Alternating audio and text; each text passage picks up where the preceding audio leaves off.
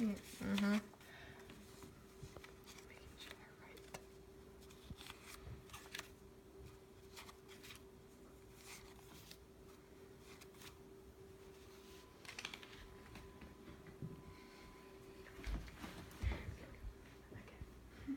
When we see the snow melting, we all tend to think that spring is coming, and that this winter wonderland is finally coming to an end.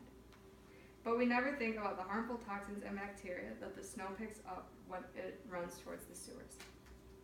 Flint, Michigan is one of the few towns that has been affected by water contamination. Water contamination, although seems impossible to control, there are a few things we can do to help. Along with preventing water contamination, we can also go more in depth into the most recent water crisis in Flint, Michigan, and see what we can do to prevent this from happening to us. First, I'd like to talk about how water contamination happens. Water contamination, or dirty water, is the world's biggest health risk. Usually it happens when water runs off roofs and roads into our rivers and it picks up toxic chemicals, dirty trash, and disease-carrying bacteria along the way. Water also gets contaminated by the pipes it runs through. Lead. You did flip it? I did. Okay, that's you did. Lead is one of the most corrosive and most deadly metals that we could use. It is estimated that by 20% of the total lead exposure in children can be attributed to a waterborne route, CNN said. Lead is also very corrosive. If we do not change our lead pipes, it will eventually rust, and then that rust will eventually get into our tap water and then eventually into us. Now that we have a little understanding of what the water contamination is, let's look into a situation where water contamination affected thousands of people. In Flint, Michigan, the government decided to change its tap water source.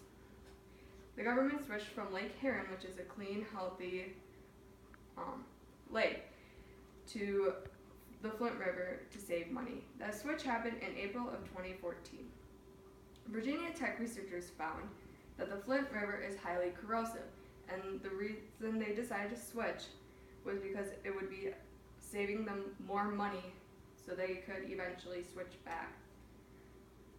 General Motors told the government that the water was rusting their car parts. If the water is rusting car parts, imagine what it is doing to the bodies of people in Flint, Michigan. The government eventually switched back in October of 2015. Children were also affected by the switch. Hospitals discovered that lead levels in children elevated by at least 50% and nearly doubled after the switch. Doctors also said that there is no healthy amount of lead exposure to the body.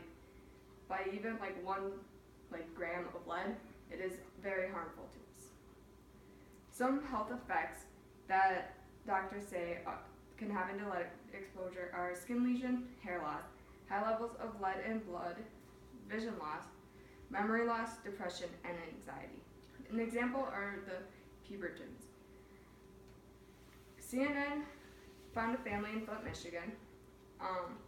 They were a couple that were both at least 52 years old and had a 12-year-old daughter. They said that their daughter suffered from skin lesions and psychological problems. They also have pre-existing disabilities, which they said the lead built up in their blood compound. So with this family, the lead was built up in their veins and arteries and latched on and almost formed a blood clot in their skin. And they also had pre-existing disabilities, so the lead exposure did not help. It actually made it worse. Some people are also saying that the Flint, Michigan thing was a racial issue. The government says that Flint, Michigan is 57% black, 37% white, 4% Latino, and 4% mixed race. And also 41% is below poverty level. The end result was that Michael Moore said 10 people died from Legionnaire's disease, which is a severe form of pneumonia. It is also caused by a bacteria in water. 80% of the people tested for high lead in blood, and although they switched back in April, the damage has already been done. Although the Flint situation has already been done, there are still some things we can do to prevent it from happening to us. So how we can prevent it is we can be careful what we throw down our toilet. No paints, oils, any harmful like household chemicals. Do not overuse pesticides and fertilizer because the snow and rain will pick that up. We can also plant more plants because that's mostly where the rain and snow would go instead of into our sewers. And then we also can change our lead pipes every 100 years, and we can also test in old homes by looking at any exposed pipes to see if there is rust. Now, although the Flint, Michigan thing was a fluke and people are saying it's a racial issue, we should also be aware of what water contamination is and how we can do to prevent it. Woo! Nice. Very good, Madeline. Somebody else